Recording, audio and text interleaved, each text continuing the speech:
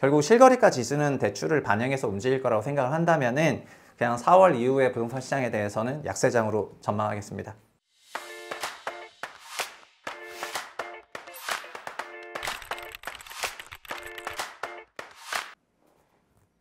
안녕하세요. 최상욱의 부동산 심부름센터 센터장 최상욱입니다.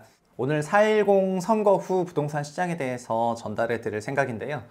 총선이 끝나고 나서 이런저런 그 시장 전망에 대한 얘기를 저한테 물어보는 분도 많았고 제 인터뷰가 여기저기 실리기도 했는데 오늘 최부심 채널을 통해 가지고 제가 정식으로 4.10 선거 후에 시장 어떻게 바라보고 있는지에 대해서 영상으로 말씀드리겠습니다. 총선 결과는 뭐 다 아시는 대로 그 국민의힘과 국민의미래가 108석을 얻었고요. 그리고 민주당과 민주연합이 175석, 그리고 나머지 의석수 이렇게 되어 있습니다. 지역별로도 뭐 파란색, 빨간색 이렇게 표시가 됐는데 이걸 보고 뭐 우리나라가 다시 동서로 이렇게 나눠져 가지고 소위 뭐 백제신라로 나눠졌다 뭐 이런 얘기를 하시는 분도 계신데 어쨌든 여러 가지 생각이 드는 그런 선거였습니다. 저는 뭐 정치 전문가나 선거 전문가는 아니지만 그 선거를 바라보면서 여러 가지 쟁점 포인트가 있었는데 우리 채널 열심히 보시는 분들은 아셨을 거예요. 제가 노후계획도시법이라든가 이런 재건축을 촉진하는 형태의 법에 대해 가지고 약간의 그 용적률만으로 마치 모든 게 다 풀릴 것처럼 촉진하는 거는 기만이라고 생각하는 그런 생각을 갖고 있었는데 그래서 분당 지역이 되게 예민하게 바라봤던 그런 지역이었거든요. 그런데 어쨌든 분당에서는 노후계획도시특별법을 통과시켜준 민주당 김병욱 의원 대신 재건축 초과의 환수제를 완화하겠다고 했던 국민의힘의 김은혜 의원을 당선시켰기 때문에 그런 민심 같은 거를 확인하는 게 좀 재미있었습니다. 일단 선거가 끝나니까 언론 기사들은 전반적으로 이런 식으로 나왔는데 심화된 여소야대의 제초안 폐지 가능성이 뚝 떨어졌다. 그래서 재건축 분위기가 가라앉냐. 이게 일단 11일 날 바로 다음날 나왔던 그런 기사가 되겠습니다. 그리고 그 다음에는 부동산 부양책이 곳곳에서 브레이크 걸릴 것 같다. 이것도 환경 비즈니스에서 그 다다음날 냈는데 총선 끝에 경제 어떻게 되냐 이런 얘기를 하면서 결국 부동산 얘기를 안 한 언론이 없었어요. 그리고 우리는 알고 있죠. 이 110 대책이라는 게 있었는데 1월 10일 날 정부가 발표했던 재건축을 활성화하는 이런 형태의 정책이 되겠습니다. 가장 대표적인 게 안전진단을 쉽게 통과할 수 있도록 만들어주겠다는 거였는데요. 이게 면제로 발표가 됐지만 사실은 면제는 아니고 조합 설립 인가하고 안전진단은 병행으로 투입하게 하면서 조합장을 먼저 만들 수 있도록 하면서 정비사업을 속도를 좀 끌고 가겠다 이런 형태의 정책이 되겠습니다. 조합장이 만들어지면 조합장과 조합집행부가 만들어지는데 소위 이것은 일자리를 만들어내는 거랑 똑같아서 되게 창조경제라고도 할 수도 있는데요. 그런데 이게 안전진단을 면제하는 건 아닌데 조합장이 만들어지게 된다면 사업을 좀 끌고 갈 수가 있거든요. 그리고 우리나라는 조합이 초반에 만들어질 때 이제 건설사가 그 뒤를 받쳐가지고 사업을 이끌어 나갈 수가 있는데 이런 거를 기획하면서 110 대책을 발표했습니다. 그래서 당시 저는 채널에서 그런 얘기를 했는데 110 대책이 뭐지 정비사업 활성화 대책처럼 나왔는데 사실은 그냥 총선용 대책인 것 같다 이렇게 얘기를 했고요. 그리고 이거 외에도 뭐 여러 가지 추가적인 완화 정책들이 지금 전반적으로는 다 태클 걸렸다라고 생각을 하시면은 될 것 같습니다. 지금 현재 국토부 장관은 작년 말에 변경이 됐죠. 박상우 장관으로 변경됐는데 이 신임 국토부 장관이 추진하고 있는 여러 국토부 정책들은 현재 용산의 정책이랑 완전 똑같습니다. 그래서 사실은 뭐 어떻게 보면 당연하겠죠. 왜냐하면은 우리 행정부가 돌아가는 그 시스템은 대통령실로 대표되는 용산에서 기획을 하고 그거를 중앙부처인 정부가 그 실제 정책들을 만들어내는 그 과정이 있거든요. 그 대통령실 규모도 굉장히 커요. 이제 지난 정부 청와대도 5,000명에 육박하는 그런 공무원 집단이었고 지금도 용산에 수천 명의 그 사람들이 있기 때문에 엄청난 그런 기획 집단이라고 할 수 있고 거기서 정책들을 만들어내게 됩니다. 그런데 대통령실에서 만들어진 정책들을 결국 중앙부처에서 커버를 해줘야 되는데 현 국토부 장관과 국토부가 이거를 굉장히 잘하고 있죠. 그러다 보니까 신임 국토부 장관에 대한 용산의 그 평가도 굉장히 좀 후하다 이런 것이 전반적으로 들려오는 그런 후문인 것 같습니다. 왜냐하면은 이달 초 기자간담회에서도 제초안 환수제 추가 완화해야 된다. 그 다음에 민간택지 분양가 상한제 풀어야 된다. 그리고 안전진단 규제 완화해야 된다. 이런 발언들을 했는데 이런 것들은 결국 다 대통령의 민생 토론회 때 나왔던 발언 또는 110 대책에 나왔던 발언 등등 용산이 추진하고 있는 정책들에 대해서 다 서포트하는 거였거든요. 그리고 이분 본인은 민간 임대주택에 관한 그런 특별법, 주택임대사업자 제도를 좀 법제화시키고 다시 기업형 임대주택을 적극적으로 끌고 나갈 그런 생각이 있는데 그것도 정부 여당의 전반적인 생각이라고 하겠습니다. 그러다 보니까 이분 대비해서는 이제 만족이 있었던 거죠. 원희룡 장관 시절 대비해서는 뭔가 일머리도 좋고 쫙쫙쫙쫙 올라오니까 그런 부분에서 되게 정통 관료를 국토부 장관으로 썼을 때 기획을 하는 입장에서 용산은 머리는 되게 편했을 거예요. 무슨 말만 하면은 그 정책들이 쫙쫙쫙 올라오니까 굉장히 좋았던 거 아닌가 그런 생각이 듭니다. 그런데 그 용산의 생각들에 대해서 어쨌든 선거를 통해서 여소야대로 나오면서 이제는 중앙 부처들 역시 약간 이제 어떻게 해야 되나 이런 고민이 되는 그런 기간이 됐다고 생각할 수 있겠습니다. 그래서 아마도 한 2달간은 22대 국회가 만들어지기 전 2달간은 중앙부처 역시 그냥 이런저런 눈치 보고 시간 끌고 하는 그런 기법들을 많이 쓸 거라고 개인적으로 생각을 하고 있습니다. 심지어 건산연 같은 그런 기관도 용산 정책을 서포트하는 그런 리포트를 내고 뭐 당연한 거죠. 그리고 용산 정책의 이론적인 근거들을 계속해서 더하고 있습니다.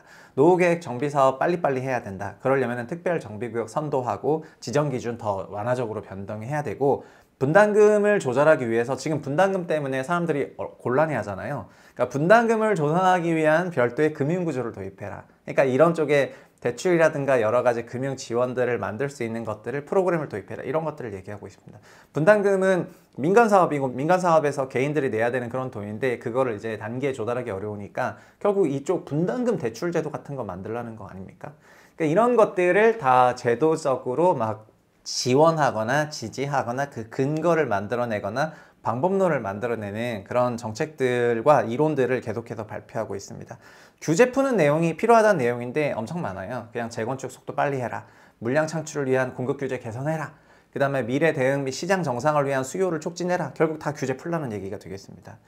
그리고 공사 완료 미분양주택 전체 대대 양도세 감면 이런 거는 다 정책에 나왔던 건데 그러니까 건산연 이번에 한 60장 넘어가는 그 리포트를 제가 최근에 읽으면서 느낀 거는 전체적으로 용산이 하려고 하고 있던 모든 형태의 정책을 한 줄로 요약하면은 규제 다 풀어라 이거거든요. 그래서 규제 다 풀어라는 그런 내용들을 다 서포트하는 정책들을 밝히고 있었는데 그게 어쨌든 여소야대 나오면서 이제 규제를 풀기 애매한 그런 상황이 됐습니다. 물론 여소야대 됐다고 해서 그러니까 용산이나 정부의 정책 발표가 더 없는 건 아니에요. 이들은 축구로 치면 공격수이기 때문에 계속해서 골을 넣으려고 할 거고 야당은 그냥 수비수 역할이죠. 수비수 역할인데 근데 뭐 골 못 넣었다고 수비수 탓을 하진 않잖아요. 스트라이커 탓을 하지. 그렇기 때문에 지금 정책을 만들어내는 거는 야당에서 만들어내는 게 아니라 여당에서 만들어낼 거고요.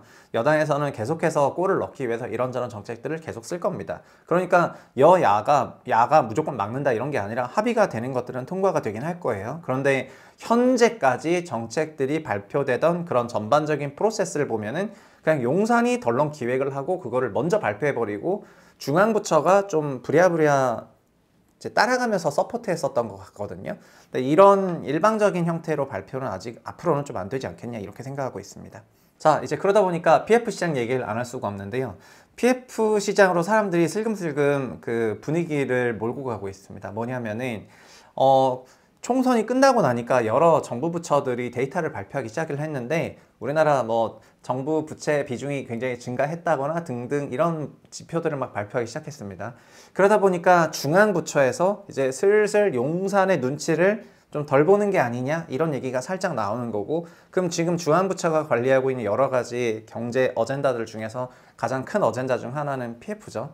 이 PF에 있어가지고 이제 선거 끝났으니까 굳이 지금부터 타이트하게 관리해도 돼? 그냥 조정할 거 조정하자 이런 생각 나오게 되면은 6월 말까지는 대주단 협약을 통해 가지고 잘 돌아가고 있는데 결국 하반기에 대해 가지고는 장담할 수 없는 상황이 되는 거거든요. 그러니까 4월에 터진다 이런 게 아니라 현재의 PF 문제는 부실 사업장들을 그 부실 사업장에 돈을 빌려준 금융기관들을 대주단으로 해서 이 대주단이 협약을 한 다음에 쭉 까고 있는데 이렇게 쭉 가고 있는 거에 대해서 6월 말까지는 우리 그냥 6월 말까지 한번 가자 이렇게 해서 쭉 가고 있는데 그러면 7월부터는 이게 그러면 터뜨릴 거 터뜨리자 해버리면 그때가 그냥 PF 문제가 현실화되는 그런 시기가 되는 거거든요. 그러니까 이 얘기가 지금부터 다시 나오고 있는 거죠. 결국은 의지의 문제라는 건데 그 의지가 언제 바꿀지는 알 수가 없잖아요. 그러니까는 굉장히 연약한 기반 하에서 이런 PF 문제도 돌아가고 있다라고 말씀드리겠습니다.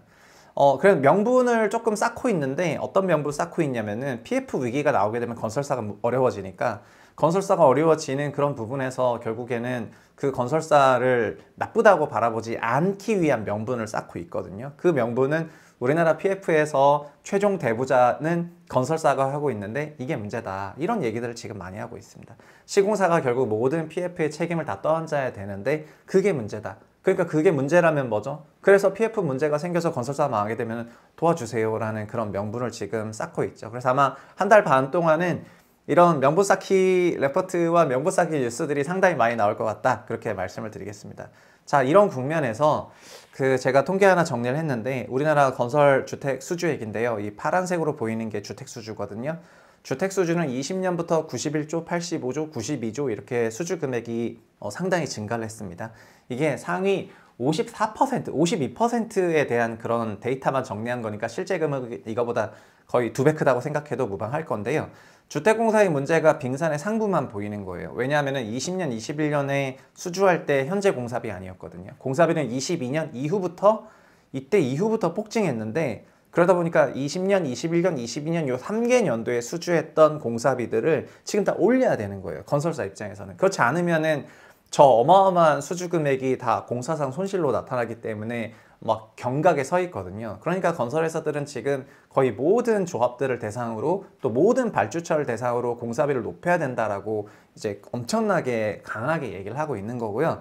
지난주에 뭐 추정 60분 같은 그런 프로그램 보신 분도 계시겠지만 웬만한 조합 찾아가가지고 건설사들이 그냥 무조건 옛날에 우리가 공사비 인상 안 하겠다고 도장을 찍었던 말던 그건 옛날 얘기고 지금은 무조건 공사비 높여야 된다라고 하면서 이제 협상을 하고 있습니다. 그러니까 지방에서 재건축 사업장 분담금이 이번에도 대구에 있는 그 송현주공 단지였잖아요. 대구에 있는 송현주공 단지가 추정 60분 나왔었는데 원래 분담금이 1억 9천이었는데 4억 5천만 원 분담금을 통보를 받은 거예요.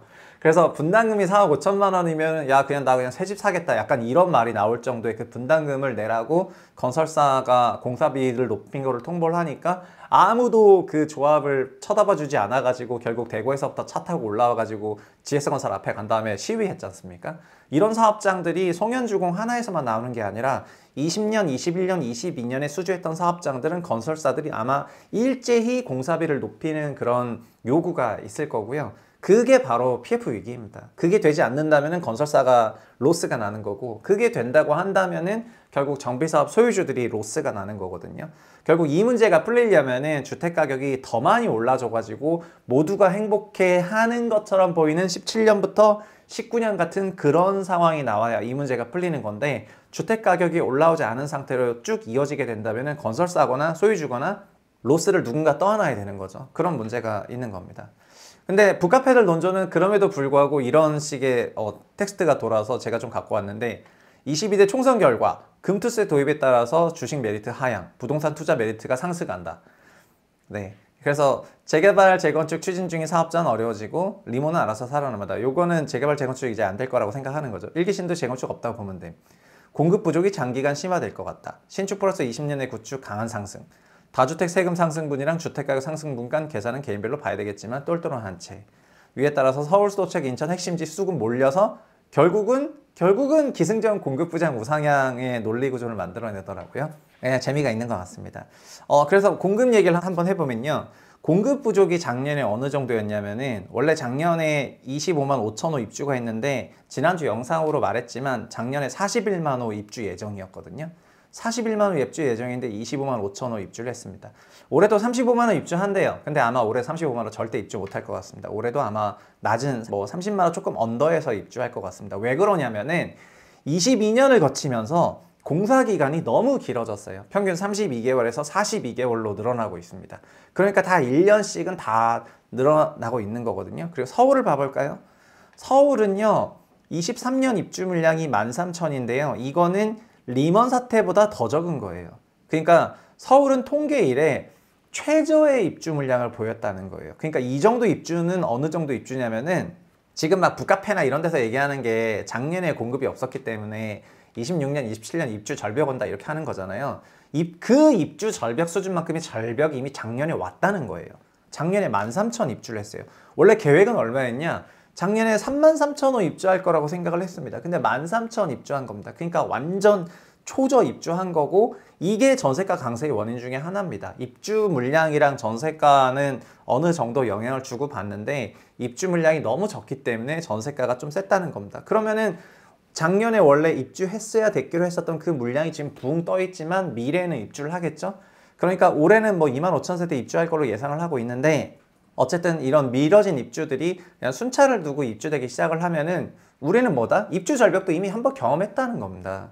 그러니까 전가의 보도처럼 23년 분양이 너무 작으니까 27년 입주 절벽 온다라고 얘기를 하는 건데 근데 공교롭게도 우리는 공사기간 연장으로 인해서 입주 절벽을 한번 경험을 했고요. 그게 작년 레벨이었다는 거예요. 그러니까 이게 별거 아니라는 겁니다.